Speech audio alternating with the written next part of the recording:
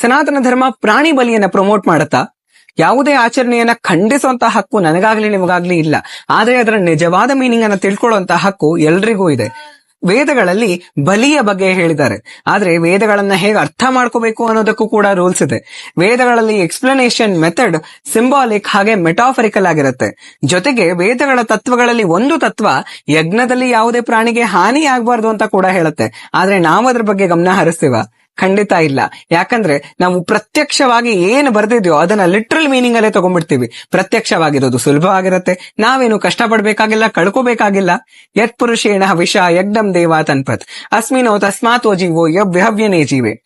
ಬಾಹರಿಕ ಯಜ್ಞಕ್ಕಿಂತ ಆಂತರಿಕ ಯಜ್ಞ ಮುಖ್ಯ ಆಗಿರುತ್ತೆ. ನೀವು ಬಲಿಯ ನಿಜವಾದ ಮೀನಿಂಗ್ ಅನ್ನ ತಿಳ್ಕೊಂಡಿದ್ದೆ ಆದ್ರೆ ನಿಮಗೆ ಏನು ತಿಳಿಯತ್ತೆ ಅಂದ್ರೆ, ಮನುಷ್ಯ ತನ್ನ ಕಾಮ, ಕ್ರೋಧ, ಲೋಭ, ಮೋಹ, ಮದ, ಮತ್ಸರ ಹಾಗೆ ಅಹಂಕಾರವನ್ನ ತ್ಯಾಗ ಮಾಡ್ತಾ ಭಗವಂತನಿಗೆ ಸಂಪೂರ್ಣವಾಗಿ ಶರಣಾಗೋದನ್ನೇ ಬಲಿ ಅಂತ ಕರಿತೇವೆ. ಇದನ್ನ ಮಾಡಕ್ಕಾಗದೇ ಇರುವಂತಹ ಮನುಷ್ಯ ಪ್ರಾಣಿಯ ಬಲಿಯನ್ನ ಕೊಡ್ತಾನೆ. ಇದನ್ನೇ ಖಂಡಿಸ್ತಾ ಶ್ರೀರಾಮ ಅಶ್ವಮೇಧ ಯಜ್ಞದಲ್ಲಿ ಅಶ್ವದ ಬಲಿಯನ್ನು ತಡೆದು ಪರಂಪರೆಯನ್ನೇ ಬದಲಾಯಿಸ್ತಾರೆ. ಬುದ್ಧ ಅವತಾರ ಮಾಡಿ ವೇದಗಳ ನಿಜವಾದ ಮೀನಿಂಗ್ ಅನ್ನ ಹೇಳ್ತಾ ಅದರಲ್ಲಿ ಬರೆದಿರುವಂತಹ ಅಹಿಂಸೆಯ ತತ್ವಗಳನ್ನ ಜನರಿಗೆ ಬೋಧನೆ ಮಾಡ್ತಾರೆ.